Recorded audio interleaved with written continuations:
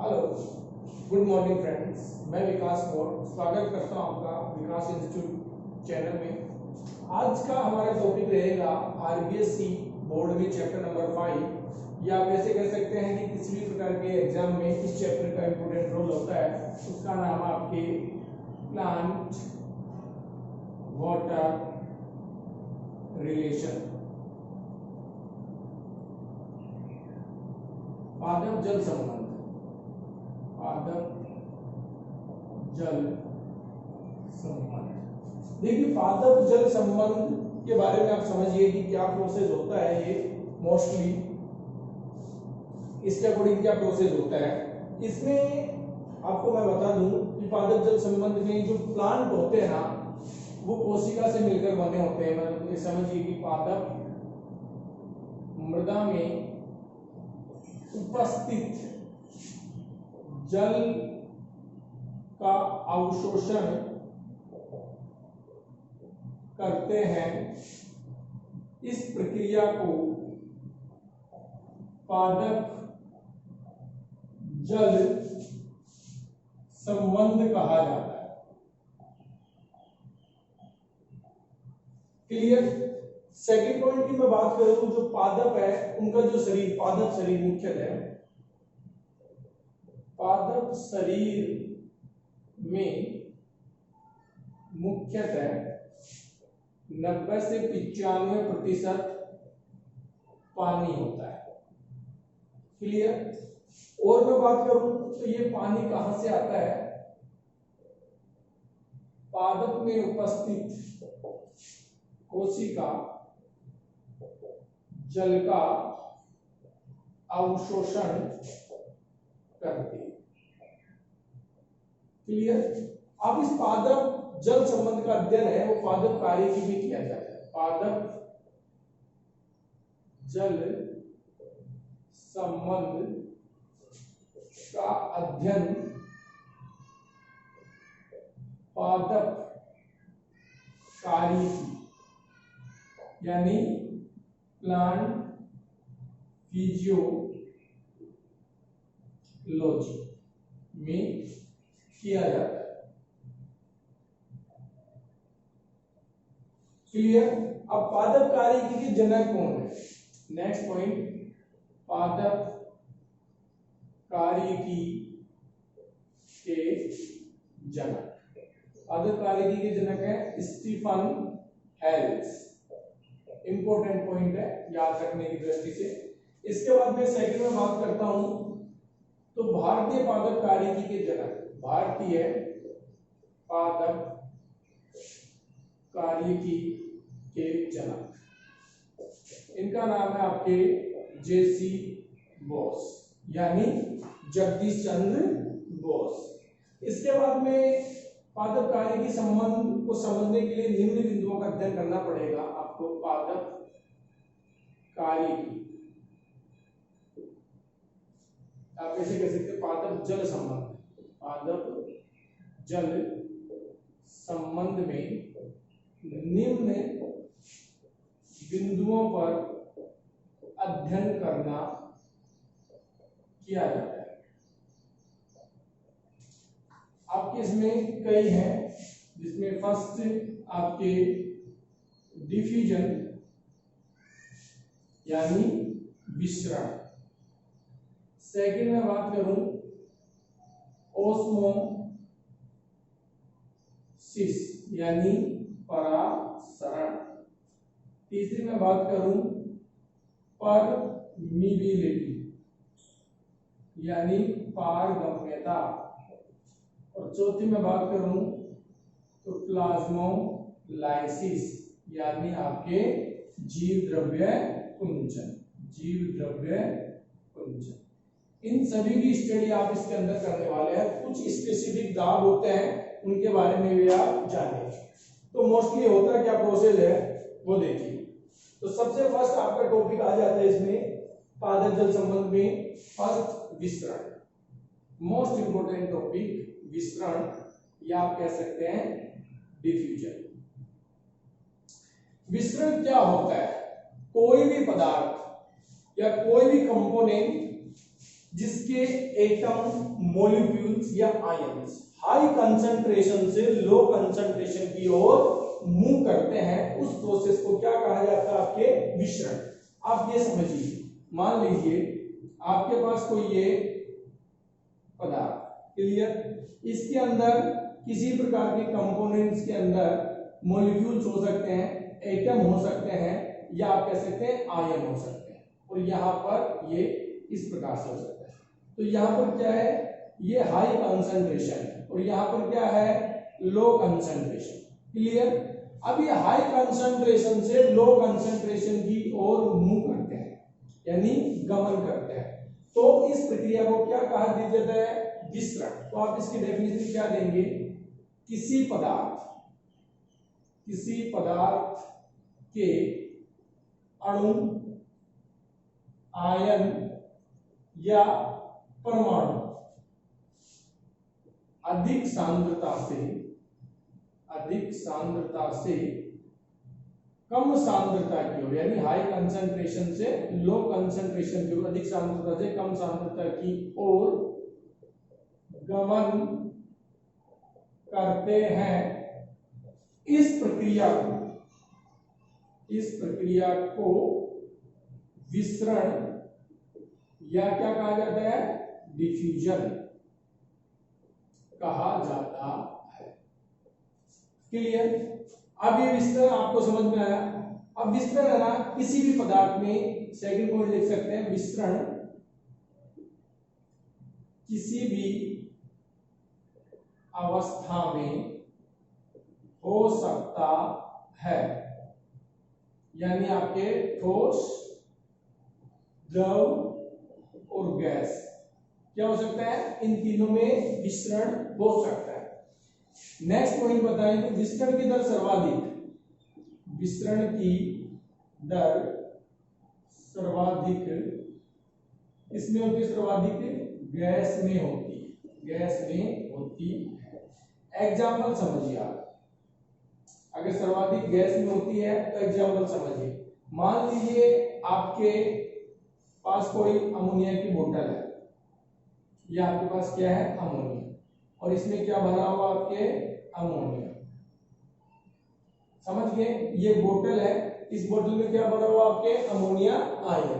अब इस बोतल के ढक्कन को आप ओपन कर देते हैं, खोल देते हैं, तो यहाँ पर क्या होता है कि इसकी क्या है? अमोनिया की हाई कंसंट्रेशन है, और यहाँ पर क्या आपके लो कंसंट्रेशन है। तो अमोनिया किधर मूव करेगा? हाई कंसंट्रेशन से लो कंसंट्रेशन की ओर। तो ये क्या एग्जांपल था आपके गैस का। अगर मैं सर्वाधिक बात करूं तो सबसे ज्यादा किसमें होती है? गैस में, उसके बाद किसमें होती है? लिक्विड में, यानी द्रव में, उसके बाद किसमें होती है? सॉलिड में, यानी ठोस में। तो ये विसरण की दर चलती रहती है। अब एक इंपॉर्टेंट बात और मैं बताऊं आपको, एक नया शब्द और आएगा इसमें, जिसका नाम आपके स्वतंत्र विसरण, या आप इसे कह सकते हैं इंडिपेंडेंट डिफ्यूजन। इंडिपेंडेंट डिफ्यूजन या स्वतंत्र विसरण क्या होता है? तो इसमें कहने का मतलब होता है, जब कोई अणु, आयन या परमाणु हाई कंसंट्रेशन से लो कंसंट्रेशन की ओर गमन करते हैं, तो अन्य उसके सहायक पदार्थ उसमें किसी प्रकार की रोक टोक नहीं करते हैं, या उससे किसी प्रकार का बाधित नहीं होते हैं। तो इस प्रकार के डिफ्यूजन को क्या कह दिया जाता है? आपके इंडिपेंडेंट डिफ्यूजन, यानी स्वतंत्र विसरण। तो आप लिख सकते हैं, किसी पदार्थ में उपस्थित अन्य आयन प्रक्रिया को बाधित नहीं करते हैं, इसे स्वतंत्र विसरण या इंडिपेंडेंस डिफ्यूजन कहते हैं। क्लियर? स्वतंत्र विसरण मतलब किसी पदार्थ में अन्य भी कोई और सब्सटेंस भी होते हैं, वो उसको किसी प्रकार का बैरियर का काम नहीं करते हैं। अगर मैं सिग्निफिकेशन ऑफ डिफ्यूजन की बात करता हूं, सिग्निफिकेशन ऑफ डिफ्यूजन यानी परासरण का महत्व, क्या काम आता है परासरण? तो पराशर सबसे पहले अपन पादपों की बात कर रहे हैं, पादपों में प्लांटों में बात कर रहे हैं, तो आप किसका एग्जांपल देंगे, प्लांट का ही देंगे। तो प्लांट में क्या होता है, जो प्लांट में समस्त क्रियाओं में सबसे इंपोर्टेंट होते हैं प्रकाश संश्लेषण, यानी आप इसे क्या कहते हैं, फोटोसिंथेसिस, और दूसरी क्या होता है, श्वसन, यानी आप इसे क्या कहते हैं, रेस्पिरेशन। दोनों क्रियाएं संपन्न होती, दोनों क्रियाएं संपन्न होती।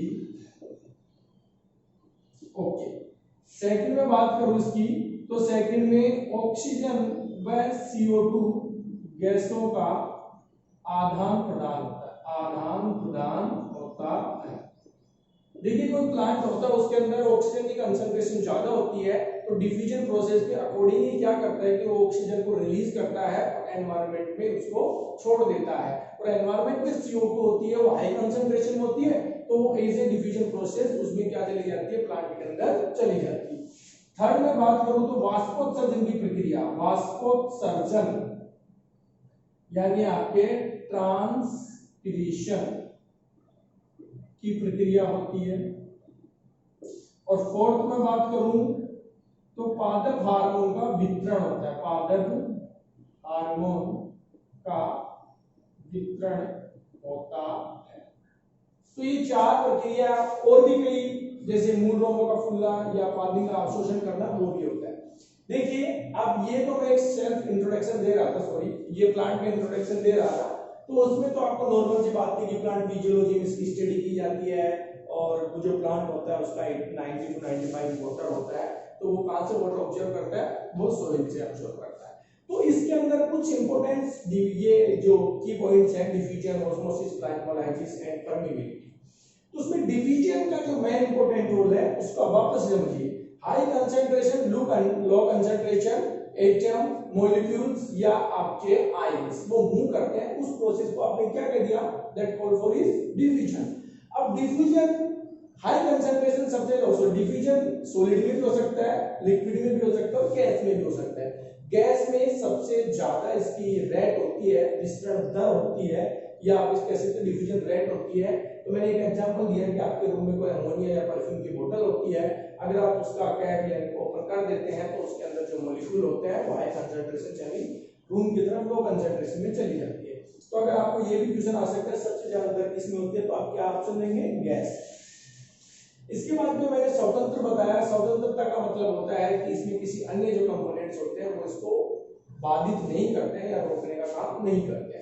अब सिग्निफिकेशन क्या आप कह सकते हैं, इंपोर्टेंस ऑफ डिफ्यूजन। तो सिग्निफिकेशन में क्या होता है कि जो फोटोसिंथेसिस, जो फूड प्रोसेसिंग प्रोसेस होती है फूड फॉर्मेशन की, वो और रेस्पिरेशन जो गैसों का एक्सचेंज होता है, वो दोनों के दोनों मेटाबॉलिक रिएक्शन किससे होती है, आपके डिफ्यूजन को डील करती है।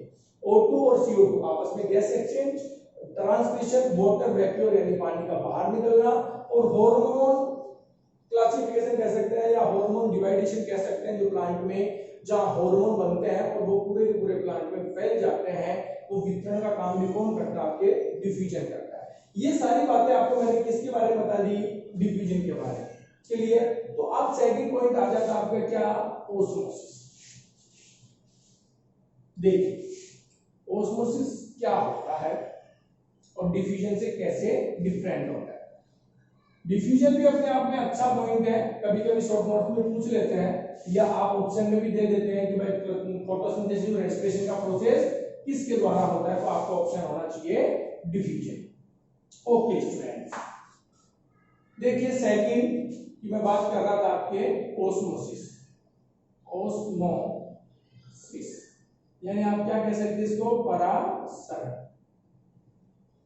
देखिए परासरण भी एक प्रकार का क्या है, डिफ्यूजन ही है, लेकिन डिफरेंस क्या है इसमें वो समझिए। परासरण में क्या होता है कि कोई भी एटम, मॉलिक्यूल्स या आप कह सकते हैं आयंस, हाई कंसंट्रेशन होती है, ये हाई कंसंट्रेशन से किस साइड पे हम करते हैं, लो कंसंट्रेशन। अब आप कहेंगे सर फिर इसमें क्या डिफरेंस है, तो आप इसमें डिफरेंस बताएंगे कि यहाँ पर एक विशेष मेम्ब्रेन होती है जिसे आप कहते हैं परमिएबल मेम्ब्रेन।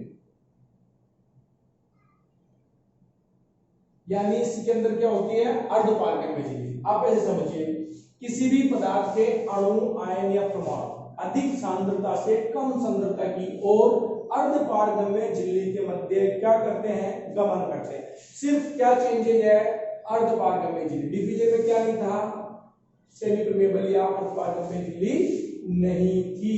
इसकी डेफिनेशन देंगे तो आप यहां लिखेंगे, किसी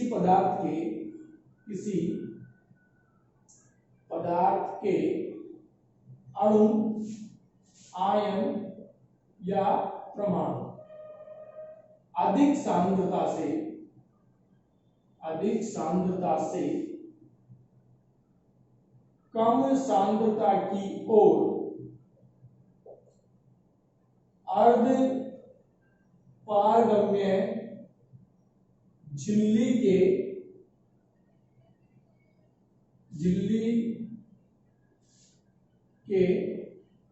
मध्य गमन करने की प्रक्रिया परासरण कहलाती है। क्या कहलाती है, परासरण कहलाती है। अब परासरण के बारे में और मैं बातें, इंपोर्टेंट कुछ पॉइंट्स हैं वो सुन लीजिए। जो परासरण है ना, इसकी खोज, परासरण की खोज ये करने वाले साइंटिस्ट है एक एबे नॉलेज। क्या थे, एबे नॉलेज। और परासरण का विस्तृत अध्ययन, परासरण का विस्तृत अध्ययन ये किसने किया, एक दूसरे साइंटिस्ट थे ड्यूटेरोचेट, इन्होंने किया। क्लियर। अब परासरण किससे मापा जाता है, परासरण ओस्मोमीटर द्वारा मापा जाता है। ये कुछ पॉइंट थे इसके अंदर। क्लियर, यहां तक कंफ्यूजन कुछ होना नहीं चाहिए। अब आता है types of osmosis. Types of osmosis यानी इसके परासरण के प्रकार। तो दो भागों में डिवाइडेशन किया गया। फर्स्ट है आपके एंडो ओस्मोसिस, एंडो ओस्मोसिस यानी आप कह सकते हैं अंतः परासरण। और जो द्वितीय है, सेकंड नंबर है, उसको बोला जाता है एक्सो ओस्मोसिस यानी आप कह सकते हो उसे बही परासरण। क्लियर। आप समझिए फर्स्ट ये क्या होता है। इसके अंदर मैंने आपको बताया कि हाई कंसंट्रेशन से लो कंसंट्रेशन की ओर अर्धपारगम्य झिल्ली के मध्य से क्या करते हैं, मॉलिक्यूल्स, एटम या आयंस क्या होते हैं, आर पार चले जाते हैं। तो यहां पर क्या होता है, आप ऐसे समझिए कि मान लीजिए यहां पर कोई आपके पास किसमिस, ये क्या है, किसमिस, और यहां पर आपने इसको कहां रख दिया, ये एक पानी है यानी वाटर में इसको रख दिया। अब यहां पानी की क्या है, हाई कंसंट्रेशन, और यहां पर क्या है, ये लो कंसंट्रेशन किसकी, पानी की। तो ये कहां चले जाएंगे, इसके अंदर। अब ये जो भित्ति है इसकी, सेल वॉल, प्लांट की जो वॉल होती है, प्लांट भित्ति या वॉल कह सकते हैं आप इसे, ये क्या है, अर्धपारगम्य, अर्धपारगम्य। तो पानी के जो मॉलिक्यूल्स है वो कहां जा रहे हैं, किसमिस के अंदर, और इसके बीच में बैरियर कौन है, अर्धपारगम्य यानी उसकी किसमिस की जो मेम्ब्रेन होती है। क्लियर। तो ये हाई कंसंट्रेशन से लो कंसंट्रेशन की ओर अर्धपारगम्य झिल्ली के मध्य जा रहे हैं कि नहीं जा रहे हैं, जा रहे हैं ना, तो इसको क्या बोलेंगे, अंतः परासरण की प्रक्रिया। तो आप यहां लिख सकते हैं अंतः परासरण, अंतः परासरण। किसी पदार्थ के अणु या आयन अधिक सांद्रता से कम सांद्रता की ओर अर्धपारगम्य झिल्ली में प्रवेश करने की प्रक्रिया क्या कहलाती है, अंतःपरासरण। एग्जाम्पल में क्या देंगे, किशमिश का पानी में फूलना, किशमिश का पानी में फूलना। Okay, clear. सेकंड क्या होता है, अब इस किशमिश की जगह आप क्या ले लेते हैं, एक अंगूर ले लेते हैं और उस अंगूर को क्या करते हैं कि ये मान लीजिए आपने क्या ले लिया, इस बार अंगूर ले लिया, क्लियर। और इसको इस बार किसमें नहीं रखा, पानी में नहीं रखा, यहाँ पर क्या है, चीनी या क्या है, नमक का घोल। अब इसके अंदर जो तरल पदार्थ था, आप ऐसे कह सकते हैं लिक्विड, लिक्विड कंपोनेंट का वो क्या हो जाता है, बाहर आ जाता है, मतलब अधिक सांद्रता से किधर आ गया, कम सांद्रता की ओर। तो ये क्या कहलाता है, बहिर्परासरण। तो इसका एग्जांपल क्या देंगे, अंगूर का सिकुड़ना, अंगूर का सिकुड़ना।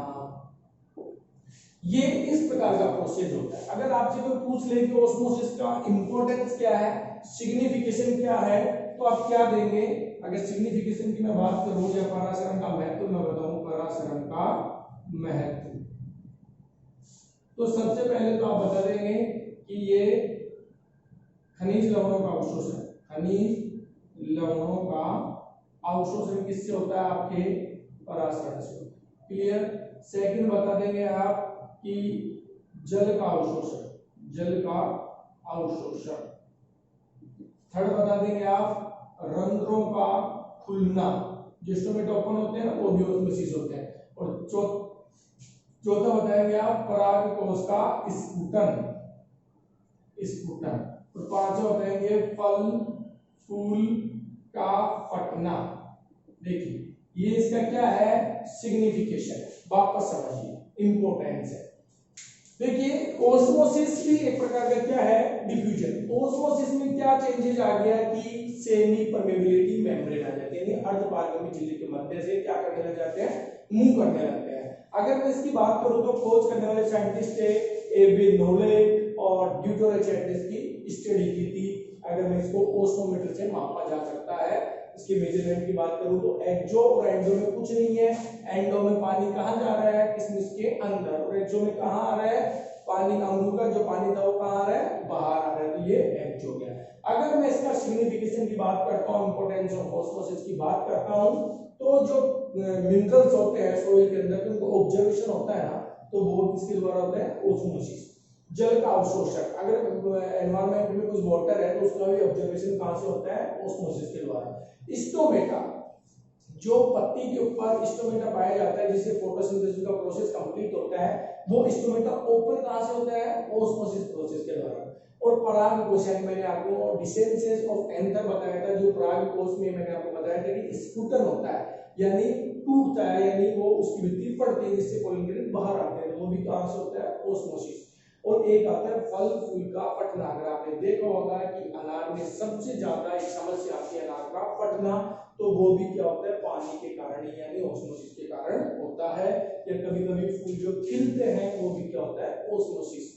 तो मैंने इसकी दो पॉइंट आपको बताया, एक डिफ्यूजन और एक बताया ओस्मोसिस। अगर डिफ्यूजन और ओस्मोसिस में अगर आपको डिफरेंस कराए ना, तो आप आसानी से उसमें डिफरेंस कर सकते हैं कि भाई ये अर्धपारगम्य झिल्ली डिफ्यूजन में नहीं होती और ओस्मोसिस में होती है। दूसरी बात आप कर सकते हैं कि जो डिफ्यूजन होता है उसमें ओस्मोमीटर द्वारा मेजर नहीं किया जा सकता और इसको किया जा सकता है। और भी कई प्रकार के, सबसे ज्यादा जो डिफ्यूजन रेट होती है वो गैस में होती है, जबकि ओस्मोसिस में ऐसा नहीं हो सकता है। तो आप इसके एक बार स्क्रीनशॉट ले लीजिए। और thank you for watching my video.